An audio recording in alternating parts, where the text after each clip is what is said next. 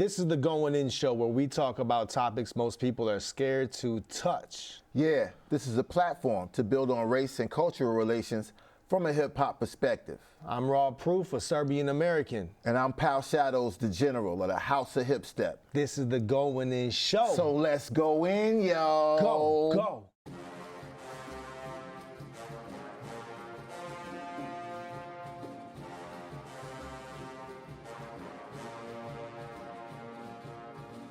Yo, Proof, I think it's about time we do a show on race and cultural relations, you know? Sounds kind of dangerous. Yeah, but we gotta stay dangerous, you feel me? Get it together, we about to go in. Get it together, we about to go in. Get it together, we about to go in. Raw Proof, Pal Shadow, show them how we can win. Get it together, we about to go in. Get it together, we about to go in. Get it together, we about to go in. Raw Proof, Pal Shadows, we about to begin.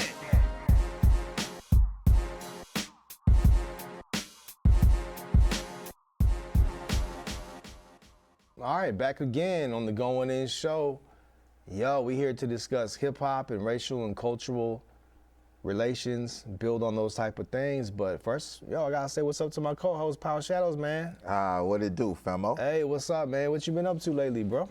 Oh, man, it's been a lot going on, a lot of good things. So much going on, you know, mostly things related to music. Of course, Yes, I've been going hard on the music tip, you know. I guess I made a pact with myself years ago that I was just gonna give it my all musically, you know what I'm saying, and release as much as I can, but at the same time, drop as many jewels as I can in the music, you know what I mean? Yes, And, don't sit on anything. Yeah, Put it like- all out there. Not just drop music, but have something, drop music with some substance to it. What about you? What you been up to? Musically, I've been working with Jason the Hater, whom we met in Memphis. Me and him are working on a song talking about these rappers that fall short of regular people height. So it's gonna be a whole What's up, shorty? philosophical song about short rappers and why they choose to rhyme in the first place.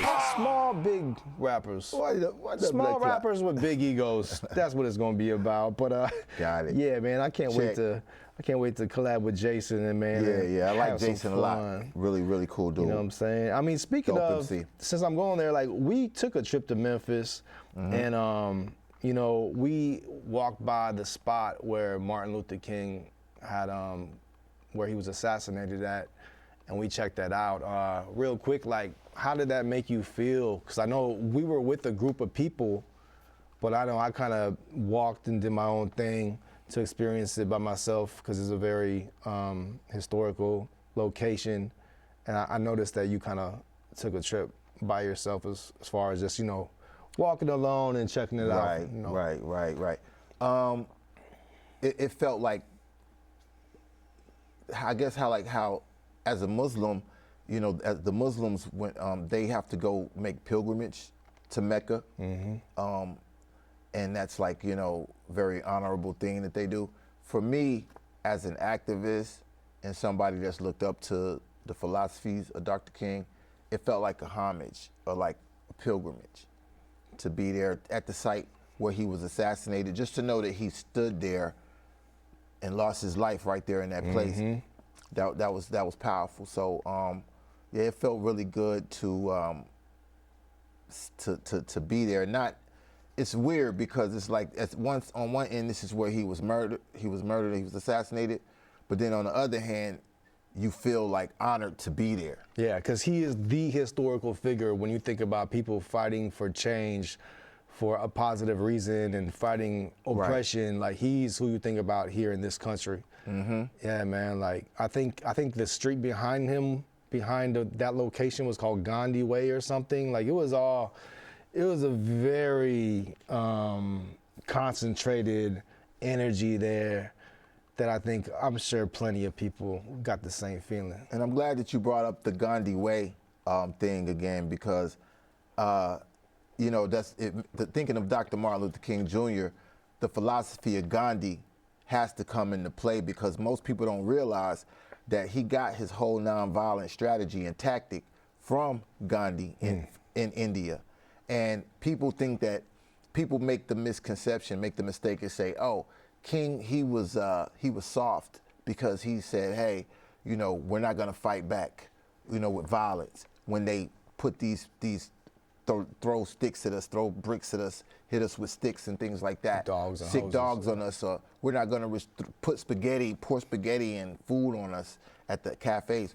We're not gonna react violently. People thought that he was soft, but what it was a nonviolent strategy that he got from Gandhi in India, who was successful in a resistance against the oppressive India regime at that time. So Gandhi was successful by practicing a nonviolent strategy and getting the freedom that he wanted for his people and his, you know, this is why people revere Gandhi. And ironically, this is why people revere King, because his nonviolent strategy did work, because the idea is that you don't fight, sometimes you can't fight fire with fire. Sometimes you need to fight fire with water. You know, on that same subject of people being harassed and violently violated, you know, also name calling and derogatory name calling. And you were mentioning something to me about that you wanted to speak on racial epithets. Is that how you said it? Yeah. For us non-college educated folks, I think. A word I heard on Dave Chappelle, on Chappelle's show. Okay. Racial slurs, for lack of better term. But yeah, basically, an epithet is a racial slur or donation, racial, a surname. And they're there for everybody, right? Like they exist for every different so-called race. Yeah. From Chinese to Italian to Puerto Rican to. Yes, because like I point out in my book, NGR, What Does It Mean? An expose on the N-word from a hip hop perspective. You can, people can Google that and check it out online. But like I say in there, in order to, you know, hate a people, you know, first you must demean that people and you must devalue that people, because it's hard to hate and perpetrate violence or things of that nature against somebody that you see value in, or you see life value and respect them. So people, all cultures throughout time, and all the wars and anytime there were battles, people would always give the opponent, the ops, a surname. If you think about it, all the ops get a surname, get a name, a derogatory name. A racial slur is something that basically we as Black and indigenous people know about very well, and it's something that we've had to deal with as a people, you know, very, very often in the country, which is why I wrote the book, NGR. And I did want to build on racial epithets, because now what I'm starting to see is a comfortableness, an acceptability of these terms. And like, for instance, what really made me want to come up with this discuss this topic with you today, Proof, is the fact that I'm seeing a lot of, can we say this on well, you know, like the word cracker? I think so. On the Chappelle show, I think his show was like one of the first shows, not necessarily, because I also found out that Richard Pryor had a show where he threw out the N-word back in the 70s, threw it out, you know, regularly on network television. But for our generation, Chappelle's show. And now on Comedy Central, on some of their other shows and some of their platforms, they're throwing out the word cracker like it's going out of style. And I don't know how I feel about the us being comfortable with throwing these out, because there's some deeper things in dealing with these racial slurs that I want to bring out. Let's take a quick break real quick, and we will be back in just a moment. Peace and love, what it do? This is yours truly, General Power, Noli Shadows of the House of Hip Step. And you can check out my book, NGR, What Does It Mean? an expose on the N-word from a hip-hop perspective, because you know we like to do things from a hip-hop perspective because that's what time it is.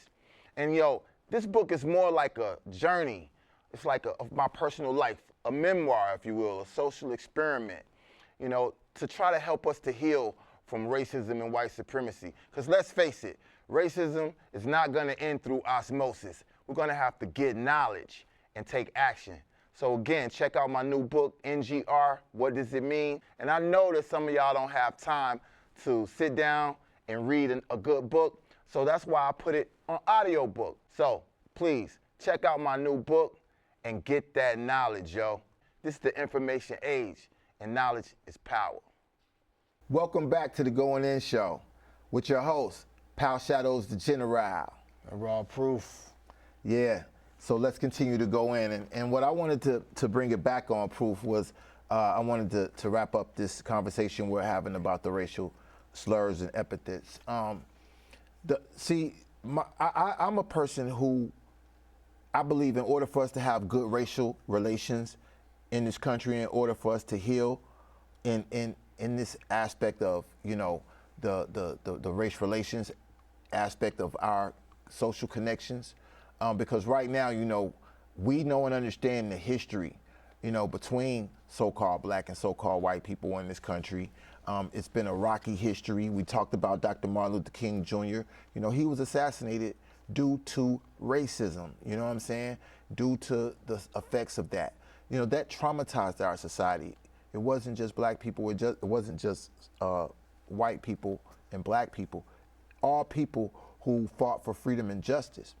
But I'm a person who don't agree at all with racial slurs, all right? I don't believe that you should call anybody at any point in time out of their name unless they ask you to refer to them as such. Like I say in my rhyme, NGR, part 2, you know, if I was white, I would never use the N-word because I never would want to offend him or her. You know, I wouldn't rap with it in the song. That could rapidly go wrong. I'd leave it alone. I ask people what they want to be called, especially if you never met that person at all. Right. But just like I don't want a person of European descent, right, what we call white people, we talked about that in earlier episodes, what white folks, if I don't want white folks to call me the N-word or call me out of my name, you know, there's many, many different slurs that they have for black and indigenous people, then I truly believe in my heart that it's not okay for me to call, to use the word cracker, to use these other slurs and epithets to describe other people. You know, no matter what the justification may be, I believe I command that same respect, so I should give it. Definitely. And you know, I think that's the hardest thing for people to do, because individuals like ourselves, we base everything on a case-by-case basis. So people that we meet, you know, I meet you, you're a human being, you're complex, like all of us are, and we have to treat everybody on a case-to-case basis, like MLK said. We're judging you by your character, the content of your character. What misconceptions do other people have about black and indigenous people? Misconceptions. Or misconception, just one. You know. That we're all angry when just because we voice our opinion about, you know, the things that have happened to our people, to black and indigenous people. Do you think that people believe that black folks are angry and more? Do you think that they also believe that, like, oh my God, these people are angry and we can't let them get into this place of power because then look what they'll do to us? Yeah, all that, a little bit of all that mixed in there. I think that they think that, you know, just because we embrace aspects of black history, you know, for instance, you know, black speakers, things of that nature. We might, you know, we honor those types of things and those types of people who push that line. They think that, you know, we are angry at white folks and are gonna maybe it's a threat to white people, you know, when they see us. But actually, I think that should be pointed out and acknowledged, because basically I need people to really understand that not all, I don't speak for all black and indigenous people, but I can say this. We have no interest in creating a violent situation, because just like other people, and I'm not speaking for all black and indigenous people, but I can speak for the ones around who I know and that are close to me, my friends and family. Sure. We are not pushing the line of violence at all. What we want, the same things that everybody else in society wants: freedom, justice, peace, love, happiness, a safe place to live. Security. Yeah. Security. And, you know, when you start talking about violence, you know, and that, like, it's the whole critical race theory thing. You know, the reason that they think that is a threat is because they think it's gonna, like, you know, change people's attitude. No, we want the life, liberty, and pursuit of happiness, love, peace, and happiness. And we you know, we were the people I know, just speaking, I'm not speaking for all black folk, but just the ones I know. What would you say is a misconception that other nationalities and racial groups may have about white folks? And this is coming from what I think a lot of people, it's more of a regional thing. I think a lot of people from different parts of the country, like the West Coast, especially the West Coast, and, you know, East Coast, Midwest, I think a lot of people think that white people in the South are all racist. Right, yeah. Because of, you know, they read in history classes, and hopefully in the schools they teach them about horrible terrorist organizations like the Ku Klux Klan and where they were founded at, which was, if I'm not mistaken, Pulaski, Tennessee. That's what I heard. You know, so things of that nature, they have seen, you know, historically horrible things happen. Emmett Till, was that not in Mississippi? Emmett Till was, Money, Mississippi. So, you know, things like this. Now, here's the thing that a lot of people overlook, is that in the southern part of the United States, that's where the largest amounts of black and indigenous people reside. We have the largest populations. I mean, Atlanta, I can say, you know, I don't gotta say anything else. And with that being said, from my travels and living in Tennessee for a long time, and also deeper down south, Florida, Georgia, Alabama, I've grown to see so many black and indigenous and so-called white folks not only get along, but work together, you know, mesh, hang out at the same places. I've just seen so many people help each other, mentors being from, you know, different skin tones from their mentors, people coming together for college football. I've just seen so much togetherness in the South, whether it's fishing or, you know, just so much that in my head I'm like, man, it can't be no more racial tension in the South than it is any other places. I mean, you say you stayed out in California. I've heard all types of things about California, you know, with people bumping heads and stuff out there. So, like, I just wish people would come check out the South. I mean, See for themselves. Because we acknowledge people's presence here. People actually nod to you, they might not even know you. You can't get that on the East Coast. You can't get that in some places on the West Coast. So let's dispel any myths and rumors right now. You know, as a white person, are many of the white people that you grew up around, were they racist? Should because black and indigenous people don't know, right? what's going on in people's households. But you, as a white person, you may be able to right now give some insight. Because clearly your household your parents weren't racist. They didn't raise you to be that way, correct? Correct. I remember you telling me that. Correct. So, but from your point of view, have you seen a lot of racism from white people? Maybe they won't show. Maybe I won't see it. You know, they won't show it to me. Maybe they'll hide it to me, right? Maybe they'll flex it with you. And see, that's my point too. Is that regionally, talking to my black counterparts, they'll tell you, oh no, it exists up on the East Coast. It exists in the Midwest. That's where they hide it more. The thing about the South is more people will come out and tell you what they are, which if you're a man of knowledge, then it's easier to know where the enemy is. You know what I'm saying?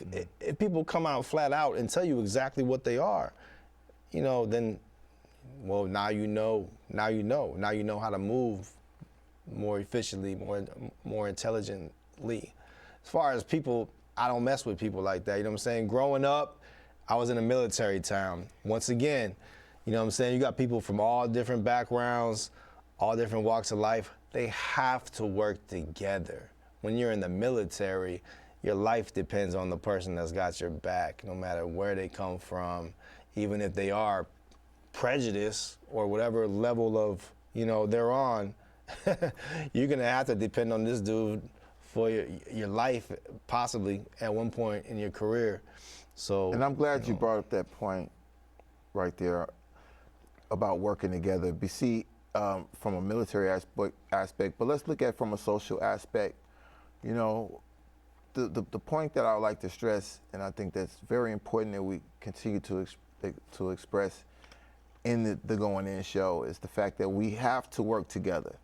You know, we have to find ways as Americans, you know, because one thing, whether you are a so-called black person, so-called white person, living in the North, living in the South, East, or the West, we live in the nation, right? We live in the nation, no matter what you identify as. Right? I got to make that clear, because we identify as many different things. You got some people identify as white, some people identify as black, some people identify as Native American, you know, American Indian. Some people identify as Chicano or Latino, right? Some people identify as African, foreigner, whatever.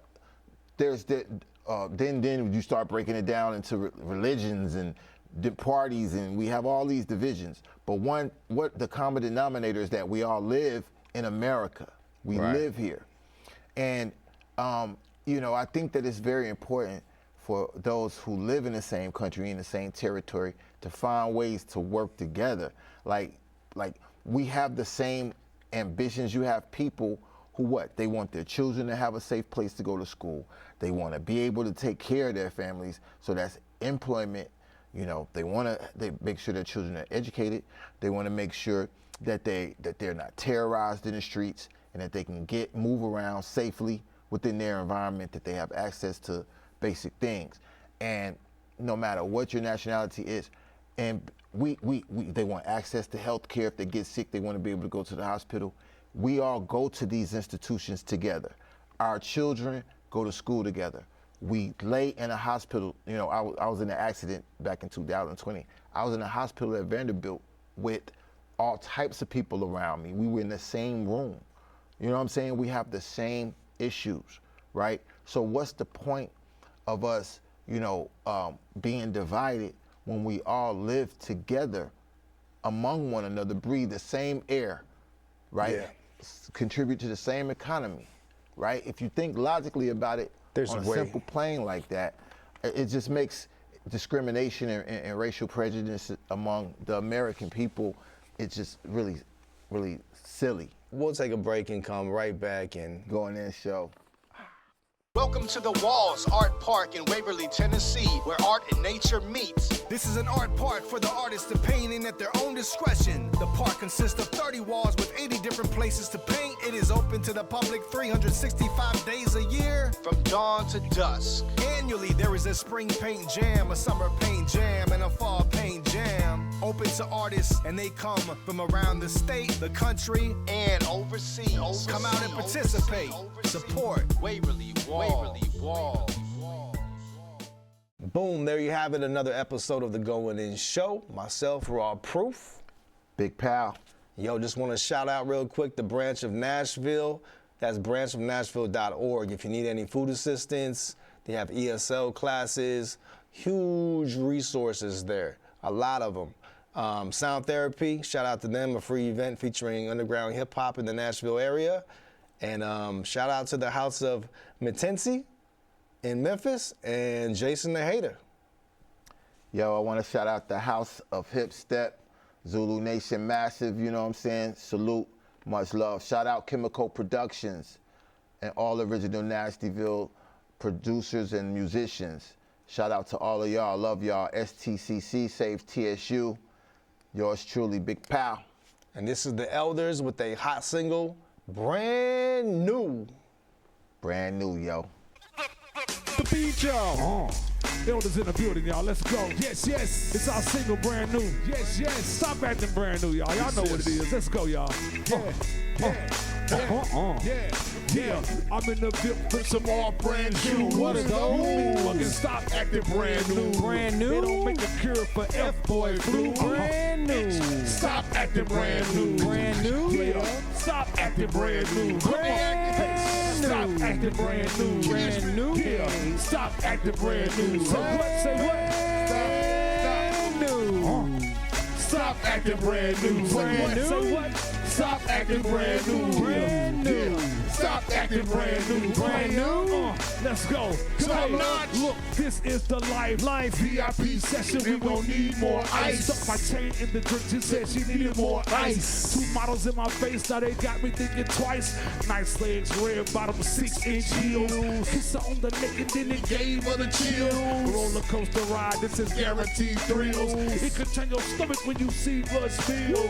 This shit is real. I shoot the Lucy out your hand from a project window. Skate with your bimbo in a ride 3 tempo. Liquor store dreams, fiends and high beams. Crooks with notebooks, full of rhyme schemes. Scratch offs and incense, no repentance. I show love, they show back in increments when in a pinch. Flip golf carts, toss darts with immigrants. Set up shop in your tenements with nicks the size of tenements. Beautiful bras, gorgeous whips, man, I'm showing out. Cash is straight down right, I knock that money out. You mother lovers ain't ballin' like doing. That's all acting, Hollywood showbiz. I rock it loose, man, I ain't scared of none of y'all. That's 30K on my neck right in front of y'all. Your best bet is hit the club with your hands up. I think your girl, she looking stressed, you got a handcuff. I'm in the VIP with some off-brand shoes. What are those? They mean fucking stop acting brand new. Brand new? They don't make a cure for F-boy flu. Brand new. Stop acting brand new. Brand new. Player, stop acting brand new. Yeah.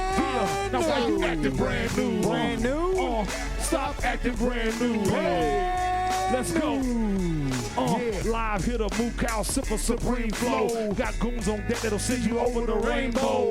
Keep sweat your girl if I wanna. I threw all my neckties away in 08. Obama. MJB, my hitter, no more drama. The range flow, man, suicidal bomber. Yes, these styles cause deadly contusions of suicide. Soul Train, Whitney Houston. Hey yo, I'm headed what you wanna be. This is how it's gonna be. Keep your distance cause you're not worthy to stand in front of me. You understudy me, look what you done to me. Blame yourself for getting cracked with this bottle of bubbly. Outwardly hating, deep down inside you really loving me. That's the only reason I can think, and that's why you trouble me.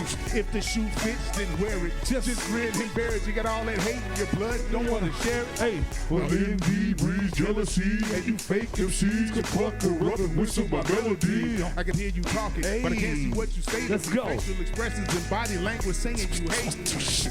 I'm the game of the South. Got my name in your mouth. Game of the As soon as I South. switch lanes, you're changing your route. What else? As soon as I sub in, you changing them out. It's Mike Weed from Tennessee, straight banging them out. Bars. I'm in the VIP with some off-brand shoes. What are those? You mean fucking stop acting brand new. Brand new? They don't make a cure for F-boy flu. inch. Stop acting brand new. What else? Come on. Stop acting brand new. Player. Stop acting brand new. Brand new. Come on. Stop acting brand new. Come on. Stop acting brand new. Elderz in the building.